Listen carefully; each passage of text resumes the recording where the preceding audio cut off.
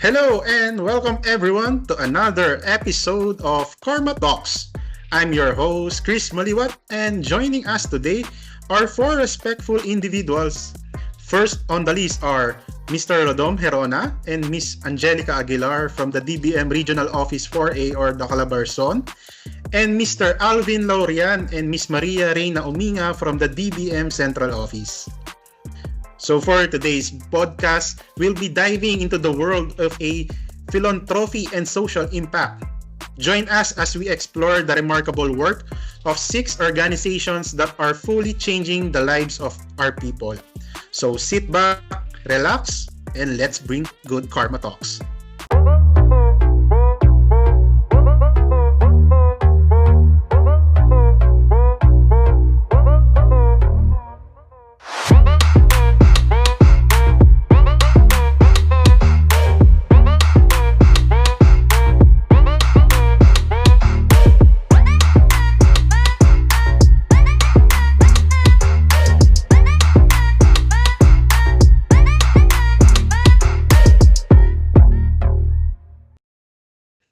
Maybe you are all wondering why Karma Talks is the name of our podcast.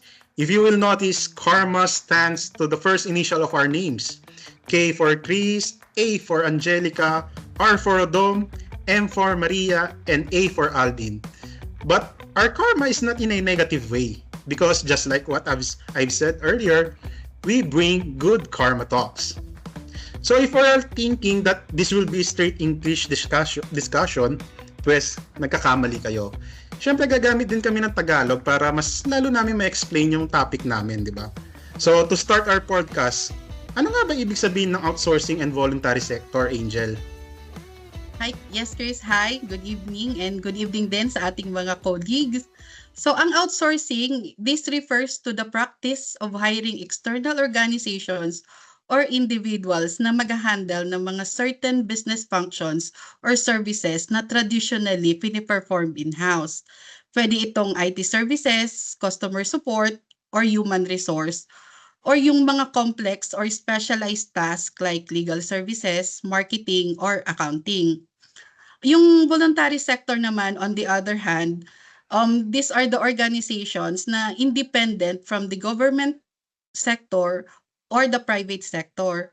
Tinatawag natin silang third sector na madalas po driven sila by a mission to provide social, environmental, cultural, or educational benefits. So ito yung typically mga organizations like charities, foundations, community groups, mga NGOs, and CSOs. Pero Angel, paano nga ba ito nagsimula sa ating bansa? Actually, Chris, ang volunteerism has a deep roots in Filipino culture, traditionally manifested through the bayanihan, a spirit of communal unity and cooperation. Ang early forms of volunteerism were informal and community-based. So, this involved collective efforts ng mga locals to address their needs. While outsourcing industry in the Philippines began in early 1990s with the establishment of call centers and business processing services. Yung evolution naman nito in the Philippines is from bayanihan, nag-shift siya towards new public management. So with this, nagkaroon na tayo ng policy to promote outsourcing and volunteerism. So example nito, Chris, is yung enactment ng RA 9418 or the Volunteer Act of 2007. Another evolution nito is yung introduction ng public-private partnerships. So ito yung collaboration ng government and private sector to deliver public services. Usually, mga big projects to like infrastructure. And third is yung participatory governance. Dito, Chris, na-empower yung mga citizen in policy making. And yung lastly, yung digital transformation. Both outsourcing and volunteerism are increasingly leveraging digital technologies to enhance their efficiency at saka yung coverages nila. Oo nga, Angel, parang Kala namin yung ano, 'di ba, yung outsourcing tsaka volunteerism parang ngayon-ngayon lang siya naimbento pero from ano pa lang 'di ba, simple bayanihan nag-start na pala siya 'no. Tas ang dami ng shift na nangyari. Yun nga kagaya ng binanggit mo, new public management, mas naging public-private partnership, tas may participatory governments and lastly ito na yung which is yung na-experience na natin 'di ba, yung digital transformation. Pero Angel, paano ba natin ano, makaka-characterize yung isang voluntary sector? Masasabi ba natin na kapag tumutulong ba or nagbibigay ng financial or non-financial man na gift sa mga tao ay mako-consider na ba nating voluntary sector ito? Sir Chris, may I answer that, no? Uh, yung voluntary sector typically operates without the primary goal of making a profit. They are focused on specific causes or social issues. They rely on donations, grants, and the fundraising activities. And yung staffing and operations nila ay heavily nakadepende sa mga volunteers. Yes, and to add that doon, Sir Chris, voluntary sector plays a crucial role in filling gaps in public services. Sila yung mga organizations na nagwo-work with the marginalized community in providing services na hindi na inaabot ng government natin. So, and at the same time, they act as watchdogs, mga advocates for policy changes, and sila madalas yung nag-hold ng government na maging accountable sila. So malaki nga yung ano, epekto sa atin ng mga voluntary sector. Pero nabanggit kanina ni Sir Rodom na sabi is ang primary goal is without making a profit. So napaisip lang ako, anong epekto nito sa ekonomiya ng ating bansa? Kasi 'di ba normally yung kung build tayo ng organization, 'di ba, ang talagang goal natin is to earn a profit, 'di ba, para may bumalik man lang sa atin. Pero ito, mga voluntary sector natin is they are not earning a profit, 'di ba? So, may epekto ba 'to sa ekonomiya ng ating bansa? Yes, Chris. Ang voluntary sector ay may malaking epekto at kontribusyon din sa ating ekonomiya. Una diyan, nakakapaglikha ito ng trabaho, no? Na kahit na ang mga organisasyon sa voluntary sector ay non-profit, kadalasan kailangan nila ng mga bayad na empleyado para sa kanilang mga operasyon. At ito ay nagreresulta sa paglikha ng trabaho para sa ating mga kababayan. And pangalawa, nagbibigay ito ng mga iba't ibang serbisyo. So, ang mga serbisyong ibinibigay nila ay nagreresulta sa mga benepisyo sa komunidad na hindi palaging nasasakupan o naaabot ng ating gobyerno o pribadong sektor. Halimbawa, ang mga organisasyon ng tumutulong sa mga mahihirap o may mga sakit ay nag-aambag sa pagpapabuti ng kalidad ng buhay. At ang isa pa diyan ay nag-aambag din ito sa ating pondo, no? Ang mga donasyon mula sa mga individual at kumpanya, pati na rin ang mga grant at iba pang pinansyal na tulong ay nagdadala ng mga pondo sa mga organisasyon na tumutulong sa mga pangangailangan ng lipunan. Ang mga pondong ito ay maaaring gamitin para sa paglikha ng mga proyekto, pagbuo ng infrastruktura at pagbibigay ng mga serbisyo. At isa pa, no, nagbibigay din ito ng social capital. So, ang pagbuo ng social capital sa pamamagitan ng mga voluntaryong gawain ay nagpapalakas ng ugnayan sa pagitan ng mga tao at nagtataguyod ng pagkakaisa sa komunidad na maaaring magdala ng positibong epekto sa pangkalahatang kalagayan ng ekonomiya. So, ibig sabihin pala talaga, Rodom, no, na hindi talaga profit yung habol ng mga voluntary sector. Bagkus meron pang deeper effect or 'di ba, deeper na meaning, 'di ba, ang pagtulong talaga nila. So marami talaga silang natutulungan dahil dito. Tsaka kung titignan natin, 'di ba, kumpara nung dati, 'di ba, mas maraming volunteer sector na ngayon sa Pilipinas. So sa tingin nyo, bakit maraming organization yung pumapasok dito? May nakukuha ba silang pabalik dito sa pagtulong nila? Kasi 'di ba, volunteers specifically meaning pagtulong at pagbibigay ng biyaya ito sa mga tao. So, ano nung effect naman nito sa kanila? Kaya anong ano bang nakukuha nila pabalik sa organisasyon nila? For me, Chris, yung financial aspect. Ang mga organizations kasi are always looking to cut costs. So, ang outsourcing can offer potential savings para sa company. So, kung mag-outsource sila, this will lower labor costs and significantly reduce yung expenses nila instead na mag-hire pa sila. And another reason why it is becoming popular is it's about specialization. Private and voluntary organizations often have expertise in specific areas that office or agencies might lack. Outsourcing provides access to a wide talent pool with specialized skills that might not be readily available in-house. Diba? Agree ako dun, Rain and Angel. Siguro to add lang, we can consider na ang outsourcing frees up organizations' resources to focus on core functions. By outsourcing routine or non-core tasks, companies can concentrate their resources and efforts on their core competencies and strategic initiatives. Pero sa tingin nyo, mga ma'am and sir, ano naman yung nagiging challenge or problema ng mga voluntary sector natin sa pag-abot ng vision and mission nila? Kasi syempre, di ba, hindi natin maiiwasan. Kahit madami na yung mga voluntary sector, meron talaga mga organization na mas pinipiling di na lang ituloy yung mission or humihinto na lang bigla sa pagtulong. Parang naalala nyo ba yung time ng pandemic? Di ba may nag-push nung parang community pantry na tinatawag natin. So sikat na sikat siya nung pandemic, di ba, sa atin, lalo na sa mga local natin, local government local organization natin, di ba? Pero nung na-lift na yung pandemic, nahinto na rin siya, di ba? So parang biglang, di ba, parang 2 years lang siya nangyari. So ano kaya sa tingin nyo yung naging malaking factor bakit nangyayari yung sa mga ilang voluntary sector organization itong mga ganito? Yes, Chris. Some argue na ang outsourcing and voluntarism can lead to a decline in service quality and lack of accountability.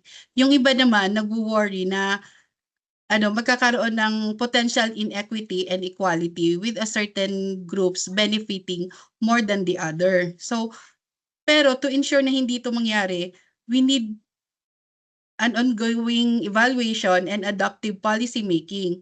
So it is essential to find a balance between the cost efficiency and service quality while we also address the needs of the vulnerable people.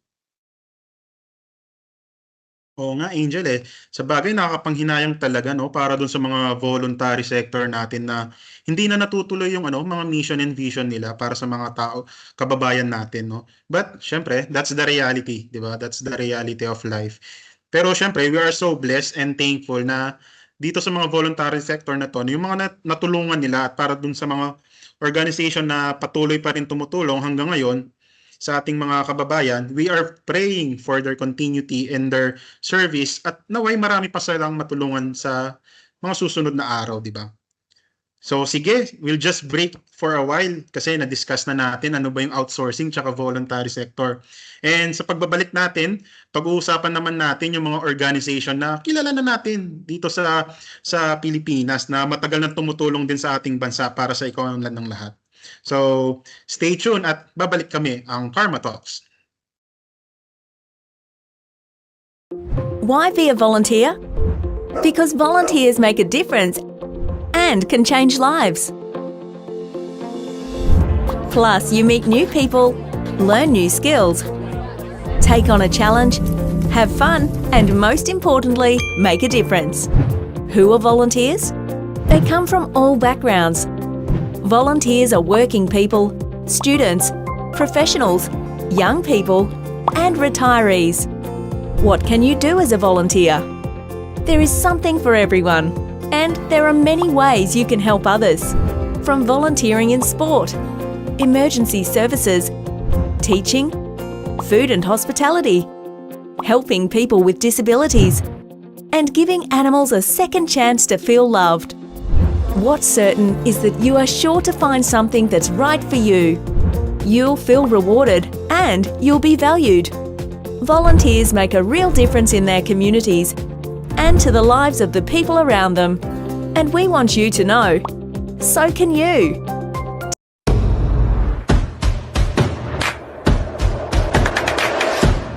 So ayun, muli tayong nagbabalik sa Karma Talks. So gaya nga ng sabi ko kanina, pag-uusapan naman natin yung mga kilala ng organization or voluntary sector sa Pilipinas. Unahin na natin syempre yung malapit sa akin kasi just a brief background lang sa akin. Bago kasi ako nag-start sa DBM, ang work ko talaga sa private. So isa akong bankero. Hindi yung nagsasagwan kundi yung nasa bangko, syempre, yung nasa bangko. So, ayun, as a teller or as So, kaya malapit sa akin ng mga banks kasi ito yung first job ko. So, ang pag-uusapan natin ngayon, yung sinasabi ko is si RCBC at si Metrobank Foundation. Pero, sige, unahin muna natin si Metrobank Foundation. So, nandito ulit yung mga kasama natin na colleagues, si Miss Angel, si Sir Redom, si Sir Alvin and Miss Rain para i-discuss ulit itong ano nga ba itong Metrobank Foundation tsaka RCBC Foundation. So, sige Sir Redom, ano ba yung Metrobank Foundation? Yes, Chris, no? As what I have known and in my research, ang Metrobank Foundation Incorporated ay corporate social responsibility arm of the Metrobank Group. So alam naman natin na ang Metrobank ay isa sa pinakamalaking bangko sa ating bansa. In fact, based on the internet, sila ay number 2 as to total assets. Now let's talk about the Metrobank Foundation. So this foundation implements various programs on education, visual arts, health, and in the recognition of excellence among key professions. It also maintains a dynamic partnership with other organizations that likewise provide services for the underprivileged and marginalized sectors of society, and also remains responsive to aid survivors of natural calamities sa ating bansa and in other parts of Asia. That is through relief and rehabilitation efforts. So the Metrobank Foundation, ito ay in-establish ni George Tino in January 1979. So this is 16 years after he founded the Metropolitan Bank and Trust Company, or the Metrobank. And currently, its chairman is the retired Chief Justice Artemio V. Panganiban. At isa sa mga advisor ng foundation na ito ay si Senator Juan Edgardo Sani Angara as a senior advisor of this foundation. Rodom, given Metrobank's substantial size and financial resources, ano po yung rationale nila behind its philanthropic endeavors and why they continue to invest in programs and initiatives that benefit the community and various organizations? Angel, just to simplify their mission and vision, this foundation aims to be the country's premier corporate philanthropic foundation to contribute a significant impact on social development. And they want to uplift individuals and the sectors na nire-represent nila.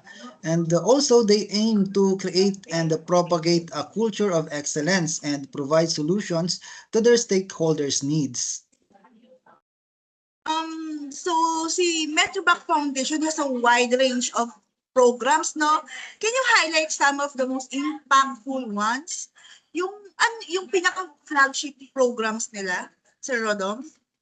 Yes, Rain. One of its well-known program is the Metrobank Foundation Outstanding Filipinos. It is the most prestigious career service award for Filipino exemplars in the academe, military, and police sectors. And in this program, nagbibigay sila ng award na worth 1 million pesos cash prize, and a trophy and also a gold medallion. And it is a career service award, no? Meaning tinitignan nila dito yung entire professional career of the person. Lahat ng accomplishments nila and services rendered, whether big or small. And it is done while in the line of duty and even beyond, from the moment they started working up to the present time. Actually, this coming September 2024, the Metrobank Foundation Outstanding Filipinos will recognize 10 Filipino exemplars para sa 4 na guro, 3 sundalo at 3 kapulisan natin. And another prominent program of the foundation is the Metrobank Art and Design Excellence or MADE. Ito naman ay isang visual arts and design program ng Metrobank Foundation which has been recognizing talent and hard work of young Filipino arts or artists and has been continuously promoting the Philippine art culture since 1984. To date, the arts intervention programs of Metrobank Foundation has given recognition to almost 500 young artists and has supported close to 300 other art activities like exhibits of competition winners, art workshops, art festivals, facilities improvement of museums and schools. And also they have this Metrobank MTAP DepEd Math Challenge. So popular din po ito sa mga schools natin. So this contest is an annual mathematics competition aimed at raising the competitiveness of elementary and high school students. Ito ay in partnership with the Mathematics Teachers Association of the Philippines and the Department of Education. So, sinasabi na it is the longest running math competition in the country with more than 500,000 students participating in nationwide elimination rounds yearly yan. And it attracts students from both private and public schools, no? At sinasabi din na ito ang the only math competition in Asia spearheaded by a bank. And also, meron din silang programa for disaster response. So, they remain responsive lagi to aid survivors of natural calamities in the Philippines and also in Asia, in parts of Asia, that is through relief and the rehabilitation efforts. Further, the Metrobank Foundation is also the principal owner of Manila Doctors Hospital, located there in the United Nations Avenue. So itong hospital na to ay nagbibigay ng tulong din sa mga marginalized member ng society natin, no? They conducted several medical missions continuously yan. And for additional information lang, kung alam nyo yung GT Capital Holdings, so through its foundation, which is the GT Foundation Incorporated, ay ito din ay pinagmamay-ari ni George T. or ng mga T. Nag-sponsor sila ng mga corporate social responsibility activities ng Manila Doctors Hospital tulad ng inpatient services para sa mga hospital bill at in-house surgical program para sa mga indigents. Nice. I think they really comply and even go beyond the social responsibility standard, no? With those programs, marami silang natutulungan. The foundation's commitment to education, arts, healthcare, and community development is talagang inspiring naman talaga and impactful, no? By recognizing outstanding individuals and providing opportunities for young people, Metrobank Foundation is building a stronger and more vibrant nation. It is evident, no, na that the foundation's work is making a tangible difference in the lives of countless Filipinos. Yes, Alvin, we can say na they really give back to society with those programs. At meron pa, nagbibigay din sila ng scholarship through its Metrobank Scholarship Program na ang layunin ay makapagbigay ng quality education para sa lahat. Their grants on education prioritize the provision of physical access to students and teachers, equipping the classrooms and capacity building para sa mga guro. And this foundation also recognizes the importance of assisting vulnerable sectors, particularly mga persons with disabilities and mga indigenous people. Talagang nakakatulong ang mga programa ng Metrobank Foundation sa mga Pilipino. Oo nga no, Rodom. Grabe yung grabe si Metrobank, full package na, 'di ba? Sabi nga ni Sir Vin kanina, 'di ba? Parang hindi lang sa education, meron ding arts, healthcare, community development, tapos ngayon scholarship pa, 'di ba? So grabe, hindi lang basta bangko si Metrobank, kundi talagang total package siya para as maging voluntary sector natin sa Pilipinas. Pero yun, speaking of scholarship, 'di ba? Pag-usapan naman natin ngayon, 'di ba? Sabi ko nga kanina, dalawa yung pag-uusapan natin bangko. Ngayon, pag-usapan naman natin si RCBC Environmental Scholarship Tie-Up. So, ano nga ba ito? Actually, I never heard of this NGO, Chris eh. So ang familiar lang sa akin is yung bank. At in fairness, no, yung RCBC, isa din sila sa known and largest bank ngayon sa Pilipinas. So based on what I have explored, nung 2022, nakipag-partner sila with the Department of Environmental and Natural Resources para sa scholarship program na to. So kilala naman ang RCBC sa kanilang corporate social responsibility, tapos malaki rin yung focus nila sa environment. Kaya parang natural lang na mag-partner sila with the DENR para mas malawak ang impact ng kanilang initiatives. Siguro nakita nila na kailangan ng maraming environmental experts. Kaya naisip nilang mag-offer ng scholarships. So basically, nag-start sila ng partnership para itaguyod ang environmental awareness sa pamamagitan ng education. Ayos yan, Alvin, no? Pero ngayon, sino yung mga key officer na involved sa program na ito? Actually, Chris, medyo limited ang disclosed information sa web. And wala pa tayong specific names. Pero alam naman nating ang leadership ng RCBC ay dedicated sa sustainability. Their commitment to environmental, social, and governance principles are evident in their operations. Sa bagay, Alvin, kasi mayroon tayong Data Privacy Act. So siguro yun yung main reason bakit siguro hindi naka-disclose sa web yung mga pangalan ng key officers nila. So for the privacy na rin siguro. So pero how about naman yung mission and vision nitong RCBC Environmental Scholarship Tie-Up? Ano yung mission and vision nila? Simple lang, ang mission nila ay to promote sustainable living by supporting students na nag-aaral ng environmental studies.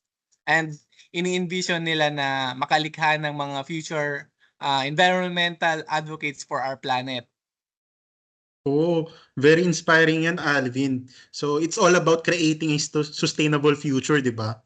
So ngayon, sige, let's talk about naman yung volunteer works naman ni RCBC. Ano-ano yung mga activities na ginagawa nila dito? Marami ding initiative, Chris. Nag-organize sila ng environmental cleanup drives at tree planting activities. At ang mga scholars din ay tinuturuan ng skills na kailangan nila para sa environmental projects nila. Plus, they also encourage scholars to participate in community outreach programs to raise awareness din. Very good yan kasi 'di ba parang hindi lang by book or sa education sa classroom, 'di ba? Gusto din nila na mamulat yung mga scholars kung ano ba yung nangyayari 'di ba sa environment natin. Pero kumusta naman yung mga green programs and initiatives ni RCBC? Ano yung mga naging accomplishments na nila? Alam nyo ba na since 2019, nakapag-issue na sila ng over 1.4 billion US dollars in green and sustainable funds. At nakapag-fund din sila ng over 8,000 projects worth 71 billion pesos as part of their sustainable finance portfolio. They've also received sustainable awards, which is a huge acknowledgement for their efforts. Impressive nga yan, Arvin. Talagang commendable yung kanilang commitment, no? Pero paano ba natin makikita yung epekto ng scholarship na ito sa mga future environmental advocates natin? I think this scholarship can inspire students to take action and pursue careers in environmental science. It's about planting seeds for a greener future and This scholarship plays a big role. With financial assistance, mas madali para sa mga students na makapag-focus sa kanilang studies. Actually, agree ako sa iyo, Vin, ha? And to add lang, I believe this action is a vital initiative that supports education while promoting environmental awareness, di ba? It only shows that sustainability starts with education and community involvement, emphasizing how the private sector can contribute to the environmental protection. Di ba? This is so amazing. Definitely, Ma'am Rain. Definitely. I agree with all of you. So talagang dapat we should all support initiatives like this for a better and sustainable future, di ba? So, ayun. Thank you thank you Sir Rodom, Ma'am Angel, Sir Alvin, tsaka Ma'am Rain, na-discuss natin kung ano ba talaga yung ano ba yung ginagawa ni Metrobank tsaka RCBC Foundation natin as a voluntary sector, di ba, sa bansa natin. And ayun, na-discuss natin pa sa mga viewers natin na talagang beyond banking sila, hindi lang sa banking, but kilala sila sa voluntary sector natin dito sa Pilipinas. Yes. So that's it for these two local NGOs natin. And again, we will have a short break and we'll be right back and di-discuss naman natin dalawa pa ulit na bigatin din na local NGOs natin. I'm sure kilala nyo ito. So sit back ulit and magbe-break lang ang Karma Talks.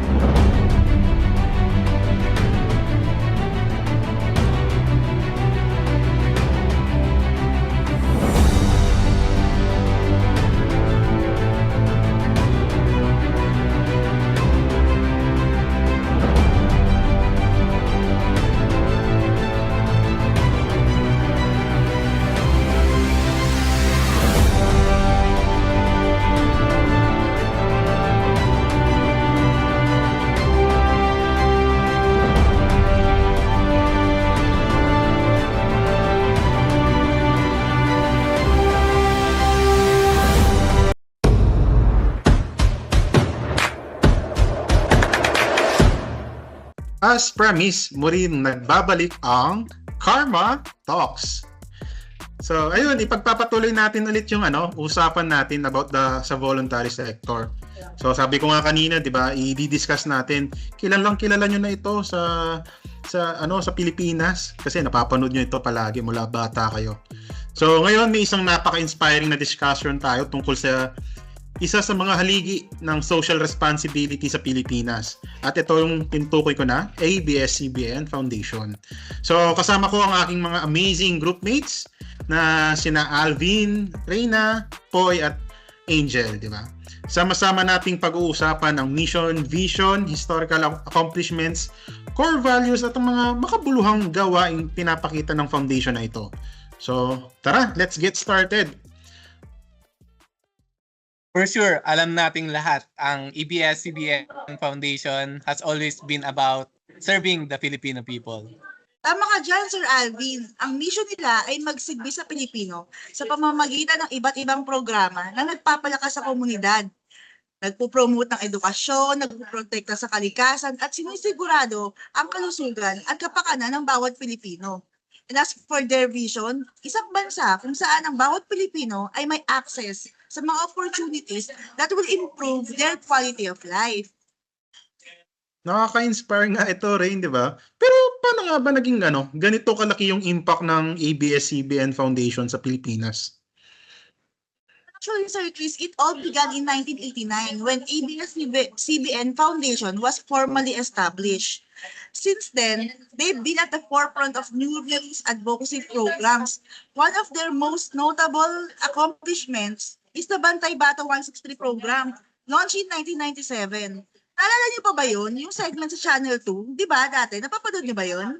Ito ang naging kauna-unahang media-based hotline sa Pilipinas dedicated to reporting child abuse cases. May nakakatawa akong story dyan eh. Nung bata ako, every time na pinapalo ako ng nanay ko, na naiisip ko na isumbong ko si mama ko sa Bantay Bata 163. Like feeling ko parang super abuse ako, parang ganun. Kayo ba ganun din ba pag pinapalo kayo? Kaya nga, very remarkable talaga ang Bantay Bata 163 and sa pagkakaalam ko, madami talaga silang batang na-save at saka na-rehabilitate. Pero yung work ng ABS-CBN Foundations goes beyond doon, di ba? Oo naman, Angel. Other than rescuing children from abuse, nag-release din ng ABS-CBN Foundation ng curriculum-based show called Sineskwela noong 1994. Do you remember that, guys? Oo. Mukhang hindi ko Oo, siya tell me. nabutan. 25 ka pala. Yung naalala ko pa yung kanta nun eh. Yung umpisahan ko Ano ba Kakantahin ko yan? para sa inyo. Bawat bata may tanong, ba't ganito? Ba't ganon? Hayang buksan ang isipan sa science o agham.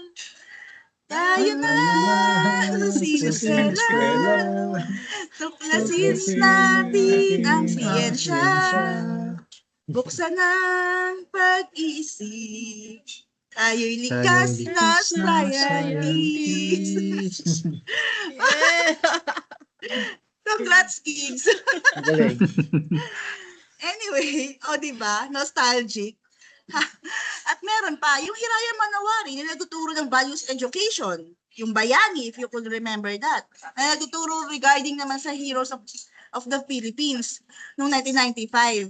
At ang matilik noong 1997 na tumulong sa atin na mas madaling maintindihan ang matematika sa pamamagitan ng visual learning. Aminin nyo, madami tayong tutunan sa mga palabas na ito nung kabataan natin. These programs initiated by ABS-CBN Foundation were even endorsed by DEX, now called DepEd, as part of regular class activities sa public schools. Pinalabas din ulit ang mga ito during the pandemic, di ba? Nabuhay dugo ko sa concert natin, Reyna. But aside from services for child development, ano pa ang mga naitutulong ng ABS-CBN Foundation sa pangkalahatan? Well, another notable program is Sagip Ka Pamilya, na nagbibigay ng disaster relief at emergency humanitarian assistance. For instance, during Typhoon Yolanda in 2013, ang Sagip Ka Pamilya ang isa sa mga first responders, yung pag-deliver ng food, medical supplies, and rebuilding efforts to the devastated areas. Actually, comprehensive din ang approach ng Sagip Ka Pamilya Hindi nagsisimula at nagtatapos ang mission nila sa pagbibigay ng tulong tuwing may kalamidad. Nagkakandak din sila ng disaster preparedness trainings. That's pre-calamity action, di ba?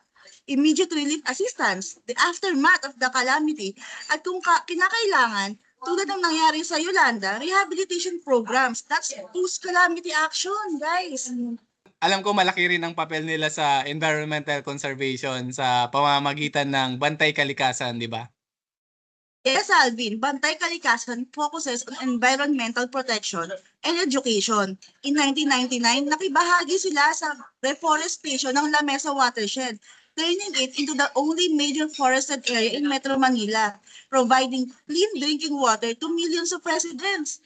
For 25 years, ang foundation ay nakapagtanim ng mahigit 1.3 million puno sa Lamesa at na-restore ang 88.75% ng watershed. Napakaganda naman ng mga initiatives ng ABS-CBN Foundations. Pero paano ba nila ito nasusustain ang mga ganito kalalaking projects? Alam mo, Angel, magandang tanong yan. Kasi 'di ba nakabuo sila ng malalakas na partnership sa iba't ibang stakeholders. Kabilang na dito yung gobyerno din, 'di ba? Private sector, internal organizations. Yung ability nila to mobilize resources and people effectively is, alam ko, key yun to their sustainability. And this is all driven by their core values, 'di ba? Which guide in everything they do. Right, Sir Chris. One of their core values is compassion. No one gets left behind. We will be there when people needs us.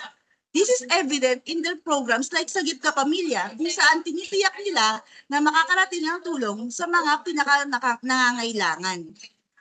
And they also uphold integrity.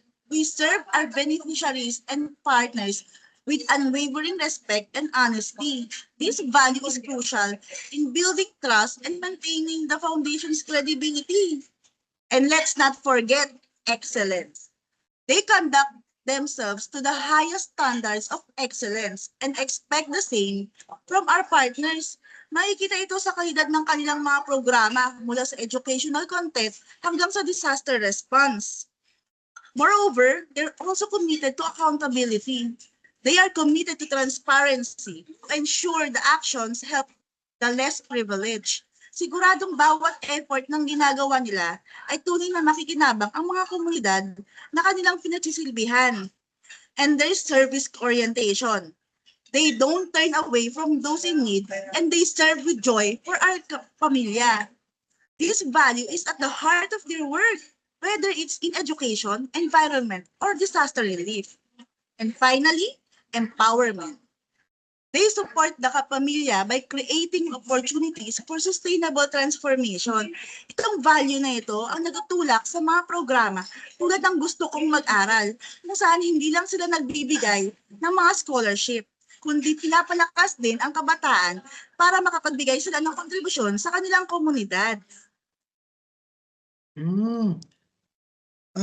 It's also worth mentioning, how they engage with the community. The foundation isn't just about giving, it's about empowering Filipinos to be part of the change. Speaking of engagement, paano kaya nag-adapt ang foundation sa mga pagbabago ng panahon, lalo na sa pag-usbong ng digital platforms? That's actually interesting, Alvin. I've noticed they've been leveraging social media to reach more people and spread awareness about their initiatives. During the pandemic, ginamit nila ang digital platforms para magpatuloy at na magbigay ng educational content and health information tulad ng kanilang Kapamilya Online Live. Exactly, Rain. 100% agree ako dyan. Kasi 'di ba, ini-embrace ng foundation yung digital age, lalo na ngayon, 'di ba? Going digitalization na talaga si Pilipinas, 'di ba? Lalo na sa mga kabataan ngayon na mahihilig na sa gadgets tsaka sa social media, 'di ba? Yung TikTok, yan, yung mga Twitter, 'di ba? Facebook na ini-ensure ng foundation na that they remain relevant and accessible. Tapos yung dedication nila to service shines kung paano nila inadapt ang kanilang mga programa upang tugunan ng pangangailangan ng mga Pilipino, lalo na sa panahon ng krisis. Yes, malinaw na ang ABS-CBN Foundation is committed to its mission of service. Their work in education, disaster relief, child welfare, and environmental protection truly embodies their vision of uplifting every Filipinos. Tama ka dyan, Angel. Ang legacy ng ABS-CBN Foundation ay isa talagang patunay na the power of collective effort and the enduring spirit of the bayanihan. Tulad ng nakita natin, malaki ang naging epekto nila sa lipunang Pilipino at patuloy pa itong lumalawak. Ang pinaka-impressive para sa akin ay kung paano sila nanatiling tapat sa kanilang misyon. Patuloy na nag-evolve para mas mapaglingkuran ng mas mabuti ang mga Pilipino, no matter the challenges. The story is a powerful reminder that with dedication and compassion, we can make a significant difference in our communities. Sobrang agree ako dyan, Rodom. Maraming salamat sa inyong lahat at sa sobrang napaka-insightful na talakayan. So, alam natin na ABS-CBN Foundation talaga, yung dedication sa service is a powerful example para sa ating lahat. At sana ang yung naging usapan natin ngayon ay magbigay inspirasyon din sa iba na sa kontribusyon sa kapakanan ng ating mga kapwa Pilipino. Well, here's to continuing the supporting causes that uplift our nation. Yes, together we can build a better future for all Filipinos. Ayun, nag-agree ako sa inyong lahat, Ma'am Rain, Angel, Sir Rodom, and Sir Alvin. I mean, talagang napakalaking blessing sa atin ng ABS-CBN Foundation na sa pagtulong sa Pilipinas at sa mga kababayan natin talaga nangangailangan. At ang isang didiscuss natin na kasunod nito ay dikit din sa ABS-CBN. Ito yung, alam ko, most of us siguro narinig na natin to si Gawad Kalinga. So, isang remarkable local and national governmental organization din to, si Gawad Kalinga.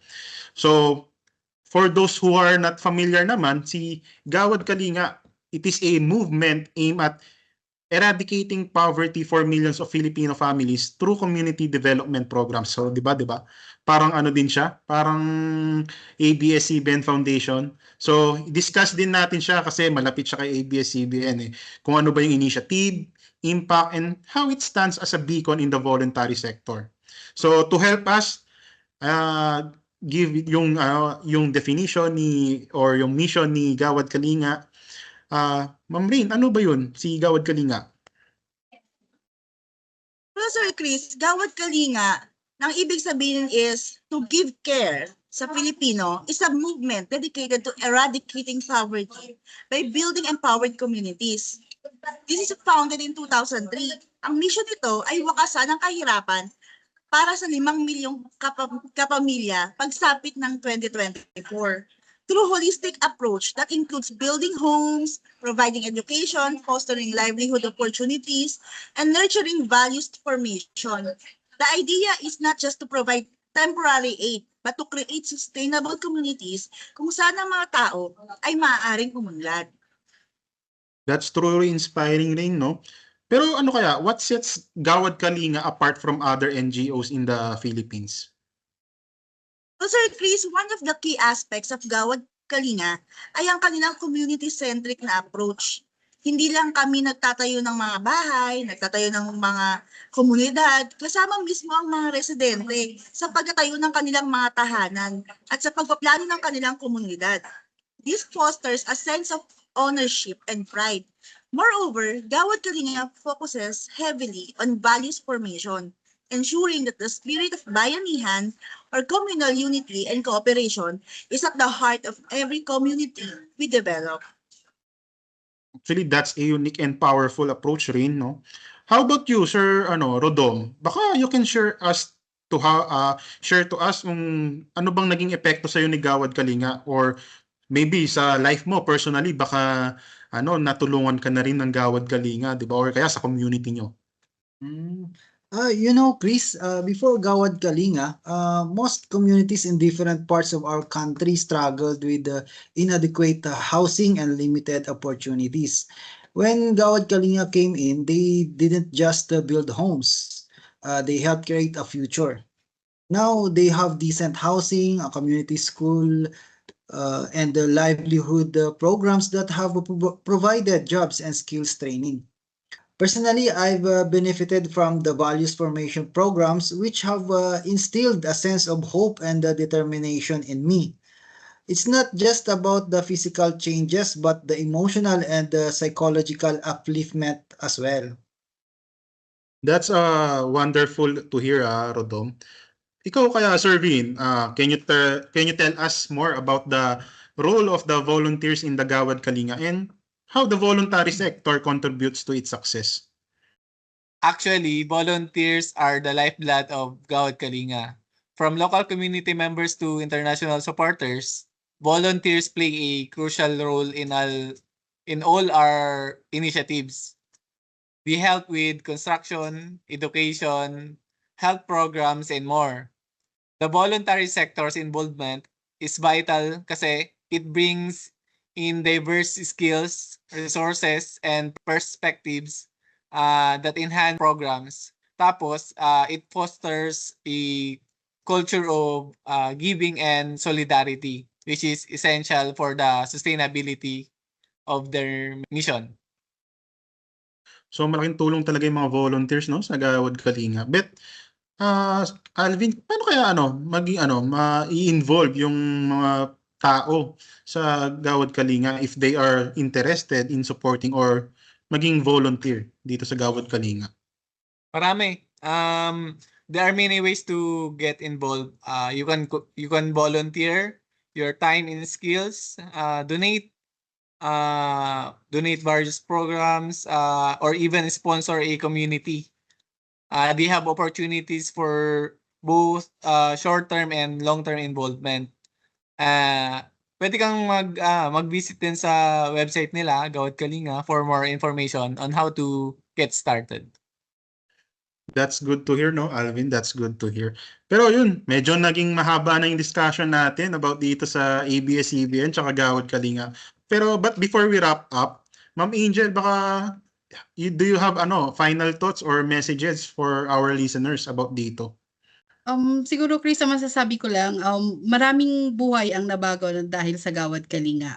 Ito ay patunay na pag nagsama-sama tayo for a common cause, marami talaga tayong maa-achieve. And kaya ini-encourage ko ang lahat na to get involved in whatever way we can. Kasi yung kahit maliit na contribution na yon, it will make a big difference. I agree, Ma'am Angel. Siguro lahat din ng or kundi man lahat, most of our listeners agree din dito sa sinabi mo. And that's it para dito kay ABS-CBN and Gawad Kalinga. So again, we will just take a short break kasi medyo naging mahaba yung discussion natin. And sa pagbabalik natin, last part na tayo ng ating program talaga.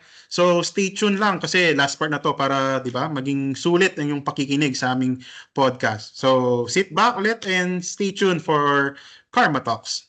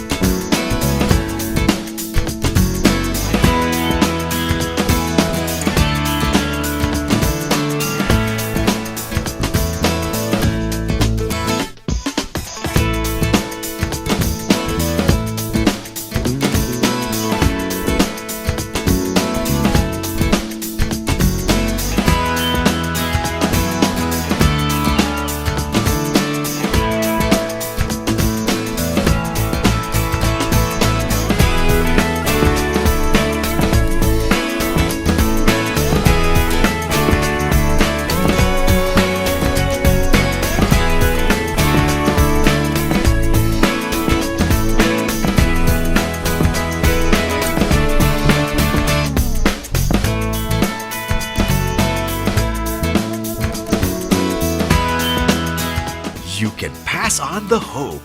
Ipasa ang pag-asa.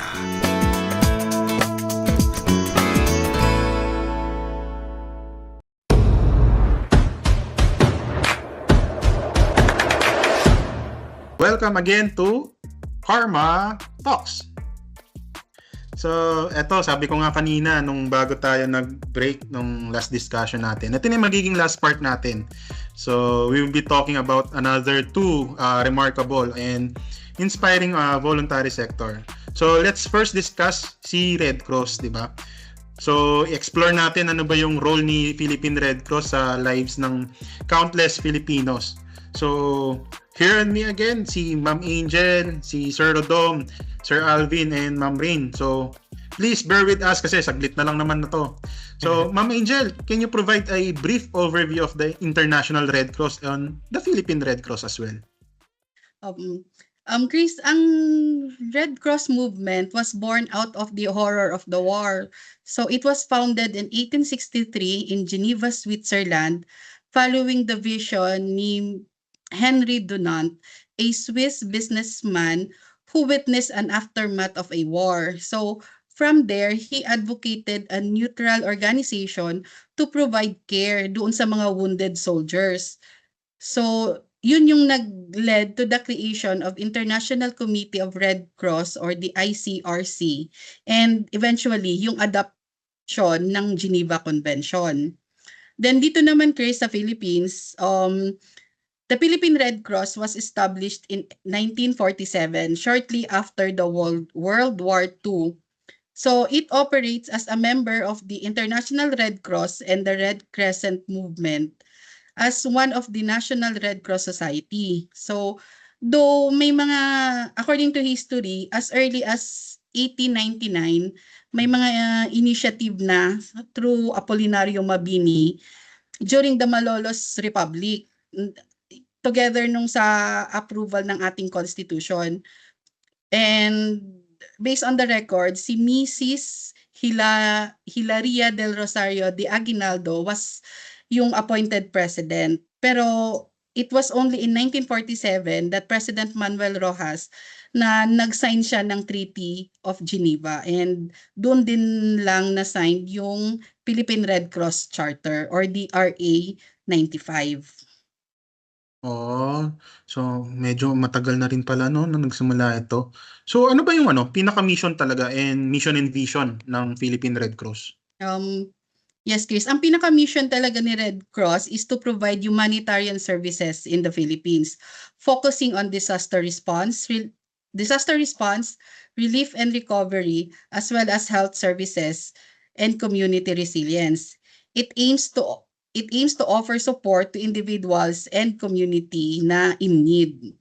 And ang vision niya is Philippine Red Cross na maging leading humanitarian organization sila in the Philippines, known for its excellence in disaster management, health services, and yung mga community-based programs nila. So they envision a safer and more resilient Philippines kung saan ang mga tao are empowered to handle emergencies and where humanitarian needs are met effectively and impartially. Yet, true enough, no, Ma'am Rain, na yung Red Cross has made a significant impact sa buhay ng ng mga Pilipino. Pero para maging aware lang din yung mga viewers natin, 'di ba? Ano ba yung baka pwede kang maka-highlight kung ano ba yung mga organization most notable achievements ni Red Cross? Ang Red Cross kasi, Chris, very active sila in comes to disaster. Actually, lagi silang nasa forefront ng disaster response. So, providing essential aid and support sa mga affected communities during major disasters such as typhoon, volcanic eruptions, earthquake, at kung ano-ano pang natural calamities. So, kasama na dito yung mobilizing ng mga volunteers nila, distribution ng relief goods, and providing medical care and temporary shelter. Well, actually, I remember Red Cross talaga yung very visible during the Typhoon Haiyan, di ba? Yung Yolanda, noong 2013. And the Taal volcano eruption in 2020. And of course, COVID-19 pandemic. Di sila nawala. Di ba? Yes, alam nyo ba, kwento ng lolo ko nung 1991, during nung sumabog yung Mount Pinatubo, Red Cross yung nanguna sa coordination with local authorities and the military to evacuate thousands of residents from the danger zones. So kasama dito yung evacuation of 8 communities living on the slope of Mount Pinatubo. Actually, totoo yan, Sir Alvin. To add on that, kasi alam naman natin si Philippines very very prone talaga sa disaster. So, nagko-conduct din sila ng community resilience programs. So, they implement disaster preparedness and risk reduction programs to enhance yung community resilience ng mga Pilipino, no. So, this includes also the training of local communities in emergency response and yung develop na rin yung disaster response plans natin. Yes, Chris. And another pa doon na notable effort ni Red Cross is yung mga health services nila. So, nagkakandak sila ng mga health programs including blood donation drives, vaccination campaigns, and yung mga first aid training. So, the Philippine Red Cross runs the largest blood collection network in the Philippines and numerous blood banks across the country. At meron din silang emergency medical services. They operate a fleet of ambulance and medical teams to provide emergency medical services across the country. The PRC's emergency response unit are essential in providing immediate care during the crisis. And involved din ng Red Cross sa mga advocacy and awareness program, especially sa ating mga kabataan. So they promoted humanitarian values and principles, including na nga po yung disaster preparedness, community health education, and ang Red Cross is very involved in advocacy campaign na para ma-raise yung awareness sa mga humanitarian issues and i-engage yung public sa mission nila. Angel, while the Red Cross does this incredible work kasi, di ba, talagang dami nilang natulong mula nung una pa. Pero alam natin na it also face challenges. So, sa tingin mo, ano kaya yung mga biggest obstacles ni Philippine Red Cross sa Pilipinas? Funding is always part of the challenge ng Red Cross. So, ang disaster naman is very unpredictable. So, and the needed resources can surge rapidly. So, additionally, sa pag-maintain din ng volunteer engagement and ensuring din ng safety ng mga personnel nila is very challenging and an ongoing concern para sa Philippine Red Cross. The Red Cross will need to become more agile and responsive to emerging challenges like climate change and the pandemic. So, strengthening partnership, investing in technology, and focusing on long-term recovery is crucial para ma-achieve ni Red Cross ang kanilang mission. Sa tingin mo, Angel, paano kaya nila ma-address tong mga challenges na sinabi mo? Yun nga, Chris. So, Red Cross continually works to address these challenges through, first is strengthening partnership. Yung continuous collaboration nila sa government, sa NGOs, and other stakeholders na nag-enhance ng coordination nila and resource sharing. And another po is yung improvement ng system. So, investing in a better logistic, data management, and financial system increases the efficiency and transparency. And another, yung enhancing their training. So, providing an ongoing training and support sa mga volunteer nila and the staff will ensure na prepared sila in case nga sa mga challenges na haharapin nila. And lastly, yung advocacy and awareness. So, engaging in advocacy to raise awareness about humanitarian needs and secure the necessary resources.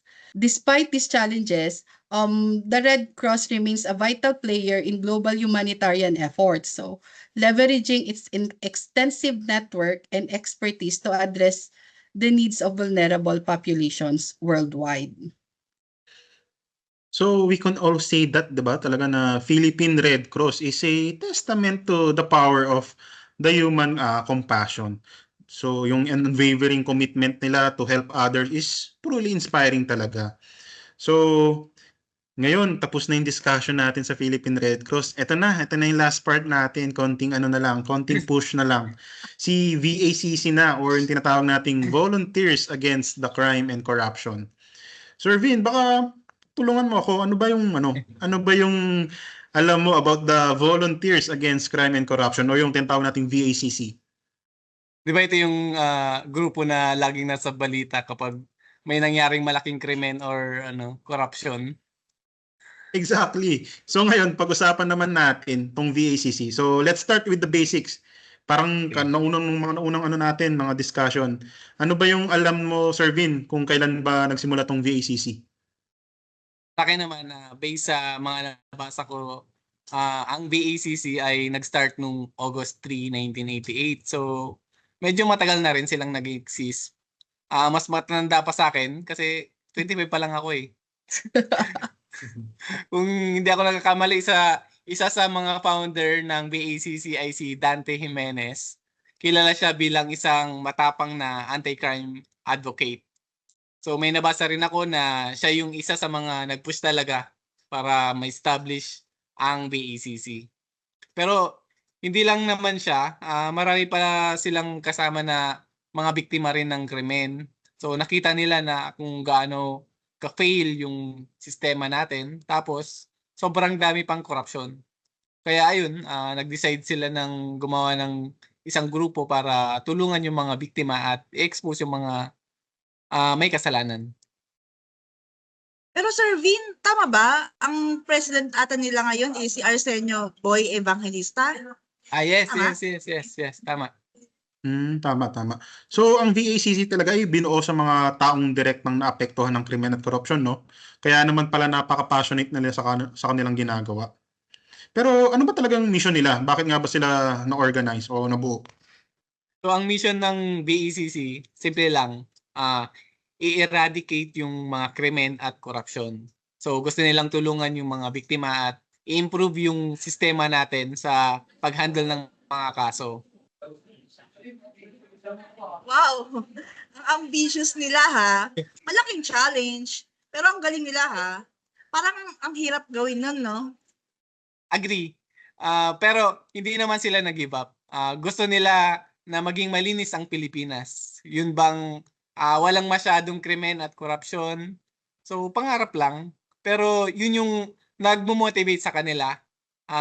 Malaking pangarap pero hindi imposible. Napakaganda naman ng mission ng itong VACC na to, no? Parang gusto ko tuloy maging volunteer sa kanila.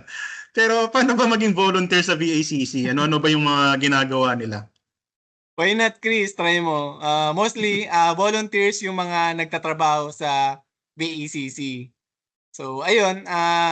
Ayun sa na-research ko, maraming ways para maging volunteer. Pwede kang tumulong sa legal aid, counseling, or court monitoring. Pwede ka rin maging part ng kanilang communication team or mag-organize ng mga fundraising events. Grabe, ang dami nilang ginagawa, no? Parang kung tawagin natin, lagari sila. So, pero sigurado akong hindi madali itong mga trabaho nila. So, ano kaya sa tingin mo yung naging challenge or na kinakaharap nila ngayon? Siguro isa sa pinaka malaking challenge nila ay yung paglaban ng mga taong nasa likod ng krimen at korupsyon.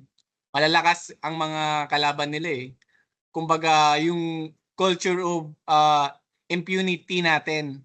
Mahirap talagang labanan yung corruption kapag yung mga nasa taas mismo ang may kasalanan. Kulang din sila sa budget. Mahirap mag-run ng NGO. Kailangan ng pera. Tapos syempre, may mga threats din sila kasi nga inaaway nila yung mga corrupt. Pero despite ng mga challenges na to, nakakagawa naman sila ng mga accomplishments. Maraming kaso na na-resolve dahil sa tulong nila. Oo nga, Sir Alvin. Ini-imagine ko yung mga banta na nare-receive nila. Yung nakakatakot. Kaya nga, scary talaga yun. Pero hindi sila nagpapa-apekto. Patuloy silang lumalaban para sa bayan natin. At dahil sa kanila, mas nagiging aware ang mga tao sa mga isyong kriminalidad at korupsyon. Talagang nakaka-inspire tong vision and mission ni VACC. So sana mas marami pang suporta sa kanila. Kailangan natin kasi tong mga taong handang lumaban para sa tama. Ayun. Tapos na tayo. Ito na yung last part kasi natin, di ba? So na-discuss natin itong 6 na mabibigat na local non-governmental organization na talagang tumutulong din, no, kasama ng ating gobyerno na tumutulong sa mga kababayan nating Pilipino. So, ito na yung pagtatapos ng Karma Talks sa episode na ito na outsourcing and voluntary sector. Ako ulit ang inyong host, Chris Maliwat. Kasama ko ulit si Sir Rodom and Ma'am Angel ng DBM RO4A and syempre si Sir Alvin and Ma'am Rain ng DBM Central Office. So hanggang sa susunod na Karma Talks. Thank you!